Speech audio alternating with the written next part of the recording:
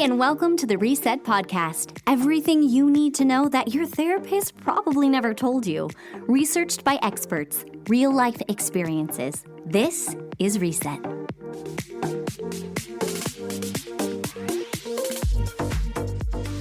I know you could tell I've been nervous this past week. Yes. You haven't noticed it at all? Yes. Do you know who's coming in town next week? All the way from Brazil. Are you talking about our sweet neighbors? Oh my gosh, this is the second time we've talked about. I know. That's important. Our sweet neighbor from Brazil. Yeah. Her father is coming in town, I think for 2 weeks, 3 weeks. Oh man, you're and excited. is demanding to play tennis against me as much as he can. I actually think you're demanding it, but he loves tennis. I think he's 75, so I have a chance. I heard he's real good. A lot of those older guys, they're the wall. You can't get past the wall. You know what I'm trying to say? Like your dad. He doesn't speak English, so that means he could talk trash the whole time.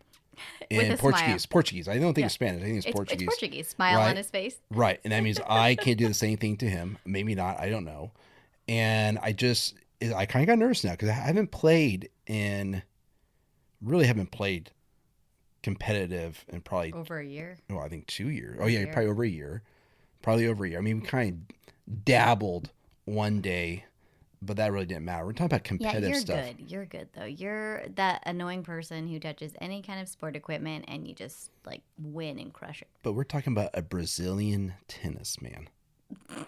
A guy that his whole life he's been playing. I have not played Brazilian tennis before. You know their style's going to be totally different. He's going to be so good. He's going to be so good. So you're probably thinking, what is the point of this? What is the point So of this? here's the point. I actually have been thinking this past week about things I learned when I played tennis in college. Okay.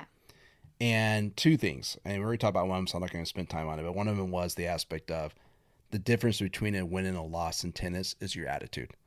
And so I was like dreading in my mind, like, what if I lose to the 75-year-old? He's going to go back to Brazil. So you tell everyone that Americans are just not good at tennis.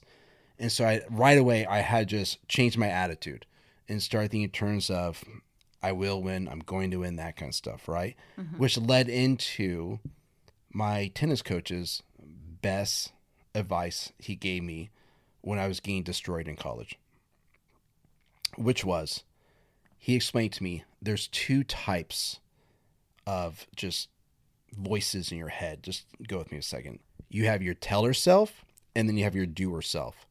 The teller self is the one that speaks to you and tells the doer what to do. And a lot of times in tennis, he would explain to me is that a lot of people don't play well because they're overly focused on the doing. Like when they're not playing well, not doing well, they're overly focusing on what they're doing wrong, right? Versus focusing on your teller. And the teller drives the doer. And so what are you telling yourself? How are you telling yourself things? How are you having a healthy verbal relationship with your game or your performance self? And so the concept came in as to myself, oh my gosh, I am so focused on performance when it comes to this man coming in, and how much, okay, am I going to perform well? My backhand's going to be good. Am I going to be in shape? Remember, I'm recovering from softball injuries. My softball injuries are still in effect. Don't forget about that. So you get so focused on the doing because you feel like you have more control of that. There's instant outcomes. That's where the results are. And so what gets really neglected is this concept of your teller self. And so it reminds me of how much till we play and why we're playing, that I need to focus on making my teller a confident, healthy, positive teller so that my doer will respond good to it or respond healthy or give me at least the best chance possible to perform at a higher level. Yeah, that makes total sense. It reminds me of when I finally realized I have to stop listening to myself and I have to start talking to myself, right? So obviously you listen because where is that anxiety coming from? Where are these feelings coming from? And then you have to start talking back to yourself. So don't just listen to yourself. Also talk back and tell yourself what you should be thinking and what you could be thinking. Well, I think it's just a reminder when we get so focused on behavior. I don't think that's our healthiest version of ourselves or the best part of ourselves or the best step forward in whatever we're doing. And so sometimes we just need to take a step back and say, focus on the teller. What is the teller telling me? that is the voice I need to change, or that is the voice that I need to put energy towards versus maybe overly preparing for yourself in a physical act, whatever it may be. So, for example, let's say it's a lot of people have a hard time with like public speaking, and so they think about what being up there, not performing Messing well. up. Yeah, so they're focused on the doing self, the doer, and how the doer's gonna mess up. Worst case scenario, doer, right? And sometimes you gotta stop and think, okay, what am I gonna tell myself that day when I wake up? What am I gonna tell myself when I walk onto stage? What am I gonna tell myself even like during my performance? What am I gonna tell myself 2 days in advance? And that's where we gotta focus on is focus on the teller, giving us an opportunity to just perform at the best level we can. We're always talking about potential. We're always talking about what is your aptitude. And a lot of that, and if not all, is driven by you having a healthy teller and focusing on that. And so often, what happens is we get so focused on results that we focus on the doing, thinking like that's the best thing, the physical aspect of who we are, the performance itself, and not focusing on what is happening between my ears. What am I doing to make sure that I win that narrative first about who I am and how I'm going to perform?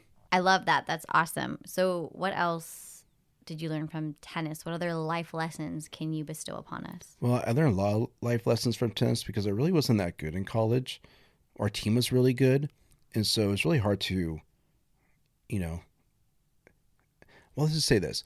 I've learned that you can lead or be a leader on a team, for example, and not be the best performing person. Does that make Oh, sense? gosh, absolutely. Like I didn't really realize that till I was on that team and realizing how important it is to be the affirmer, the celebrator, or to just, in many ways, be a healthy teller to others. I think my greatest asset in the team was obviously not my physical ability because these people were just way better than I could ever imagine. But it was just my opportunity to lead from, I guess, the sidelines Yeah. or before and after or the travel time, just being that great teammate and being a great leader. I think there's something about that. We always think that the captain should be the best athletic player or the captain You're should wearing be. your captain shirt right now. I am actually. I am the captain of this team. Obviously, based on comments and emails we get, you're the best performer on this podcast. And so, who was telling me the other day? Someone was telling me the other day that the only reason they follow anything on Reset is to see your hair, Oh your my hairstyle. gosh. And Whatever brings them in. never my wisdom, never is just not my knowledge, but your hairstyle is the That's key, funny. which is important. That's fine. And Okay, so, but no, I really love what you're saying because that's something I really want to teach our kids, and I know I've taught a lot of my students when I taught theater. Was I know there's that cliche, there's no small roles, only small actors, or something funny like that, but really truly telling these kids like, hey, no matter what role you have a different role to play as well, and that's being a leader in this cast or for you like on this team. So I 100% agree. And you didn't tell the people who are listening that you got recruited from the tennis coach just seeing you messing around on the tennis court. That's just how athletic you are. So you may have not felt awesome on the team because these people probably played since they were like 4, but you were good enough to make a college team. Like that's still pretty awesome. yeah, I that's my peak of my career. That was my peak of my career. This is the part of our show where we talk about our opinions on the things that we observe. Observe and then respond, don't worry, you cannot be wrong. It's all about the way that your mind works. Observation feedback. You asked me one of the most interesting questions the other day that I didn't even think of ever. And I bet we're in this situation at least once a week, and we know other people are as well. Do you want to describe this situation that we were in this week? We're in a lot of situations every week. That's true. But I'm talking about the one when you walk into a, I don't know, restaurant, fast food joint, and you walk in, and to the left is all these bags of food taped up. Pickup orders. Yeah. And no one's there to regulate it. No one is, very rarely is anybody there to check or hand you the bag. It's just in this designated area that says pickup orders. And then they have a shelf for DoorDash, Grubhub, Uber Eats, and then just a regular old shelf for, standard American citizens to grab their bag. And every time I go in there, I wonder, what if my bag's not here? What if someone accidentally stole it? If I wanted to be that human, I could just take, homeboy Bob's order over here. I wonder what he got in there. Does anybody else think like we trust so much when it comes to picking up our online order at a restaurant? I still don't understand why they don't make you show ID. Yeah. I feel like there's got to be an ID part. I think if you are 27 and older, you walk in, for example, collar shirt on, suit, go in and pick that up and leave. No one's going to bother you. No one's going to bother you. You just go in and do it. You did not bring this to my attention too recently, and now I'm so focused on every time I'm in line, I now look at that spot to see who's picking up that food. And there's a few times where I feel like that's the wrong person. Someone needs to check. There's no way that individual is carrying that many bags out. So you're basically judging people by their appearance. You're saying if you look like an adult and dress like an adult, you are capable and able and free to take your bag. If you are like a teenager or dressed like you got out of bed, you are not worthy of grabbing that bag. If you're saying that I'm profiling, the answer is yes. 1,000%. I think there's a certain age group where we need to show ID when they're picking up that food. Like a 14-year-old. Walks in. Would you have done that as a teenager? I don't know. I have some friends I think that would have. Yeah, I could have never done that. I just think it's the greatest opportunity for people to scam fast foods of America. And maybe other people don't think this. Sometimes my brain goes to worst case scenarios, always overanalyzing things or overthinking things. I don't know. I think maybe what started it and triggered this thought in my brain was I was waiting for my order and this gentleman came in and was like, "This is not my order. Someone must have taken my order." And I thought, how often does this happen? And then I thought, what if someone just casually walks in and is like, "Oh, there's the little corner over there with the bags. I'm just gonna grab one." So I think it can be accidental, and then I think maybe there are some felonies involved. Well, this just proves the point where I actually tell this to my class about how you and I have two different brains.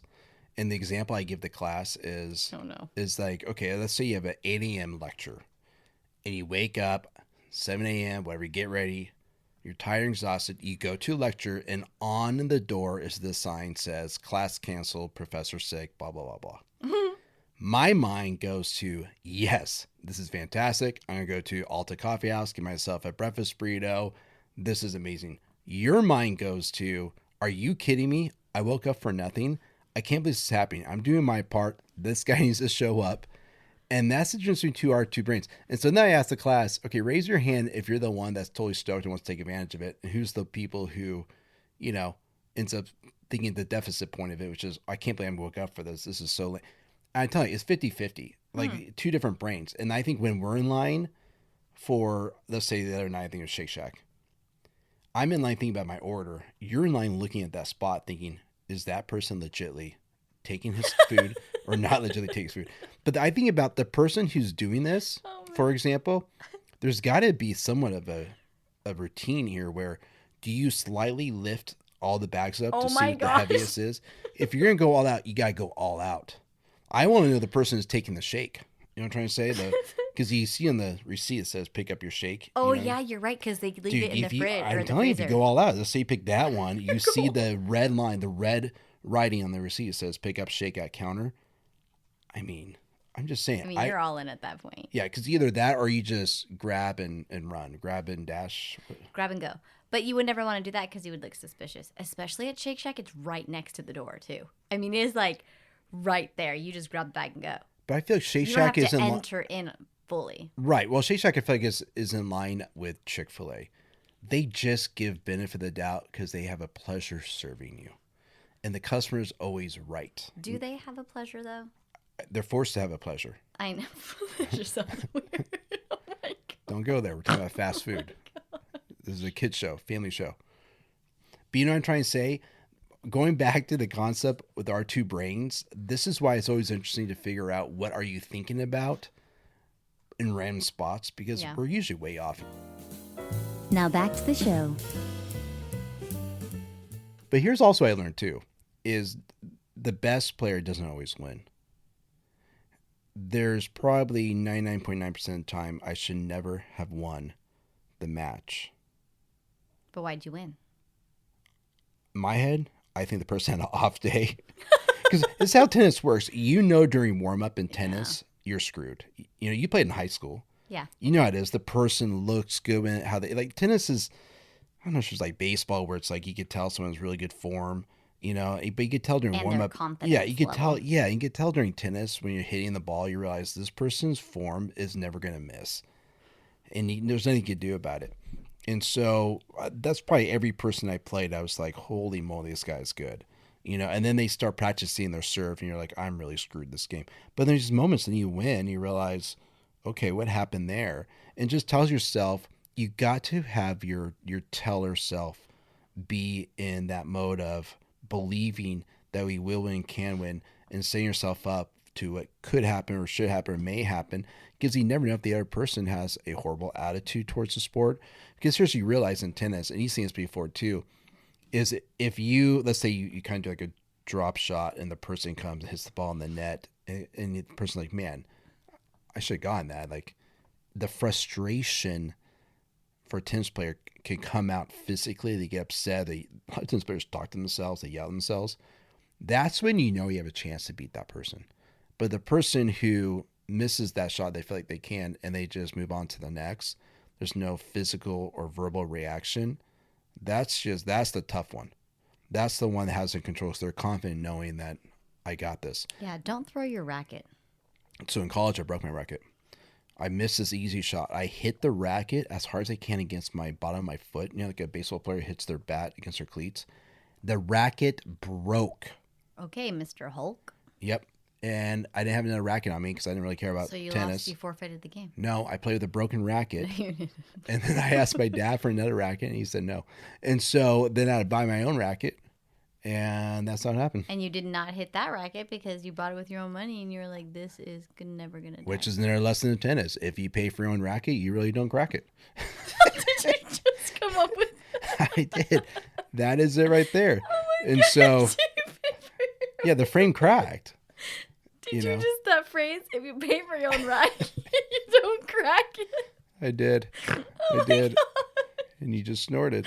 And so, anyway, these are lessons of really losing in the sport that I've learned. Although I really thought we had a great coach. I think he's from Sweden. God bless that man. He looked like Fabio. And he was so calm and collective and spent a ton of time. Here's another part. This guy spent so much time after practice, off time, to try to get me into better tennis. I don't know. Physique Techniques. or Yeah. whatever, Yeah, whatever. You know, that also showed me like good coaches, good mentors will spend time with the weakest link, even though they might not get the most out of them. I love that. You know, and You don't so, just pour into your top players. You also pour because you're a team. 100%. That's And we sweet. actually had a great team where everyone just got along and everyone was really, truly, you know, positive. But it's just interesting. I learned so much more about that 1 year, my senior year, just playing a sport and not really being competitive at it. Humbling, of course, but it's just a lot of lessons that you learn just from that alone. That we just sometimes our own, you know, we dismiss that because we don't want to learn from losing. I think Tom Brady had the great term. He says we don't lose, we learn. And I think there's belief there. You know, there's a lot that I learned during that season, even though there wasn't a lot of winning. Mm-hmm. But that could just be for life as well. It doesn't have to be in a competitive thing, whether that is in a job or in the arts or in athletics. Just sometimes we feel like we lose at life, right? Or we can't catch a break. We have to tell ourselves, okay, what am I learning? What is this telling me? Am I growing as a person? Am I getting more resilient and, you know, able to push through this? Can trickle into life. Do I let this guy win? Are we back to Brazilian tennis player? The I don't 75 think, years old. So, do I just don't let think- him win, or is that my defense showing up? Listen, Jardine, listen. Is that my defense saying I'm just going to let him win? So if I lose, I'll First let of all, you win. you've never let anybody win anything. Have you? No. Truly. Like our poor kids, just like I just tell him, just try, like just lose once so they know they can also be winners. Like our kids never get to win. That is true. We play cards recently. Play 9.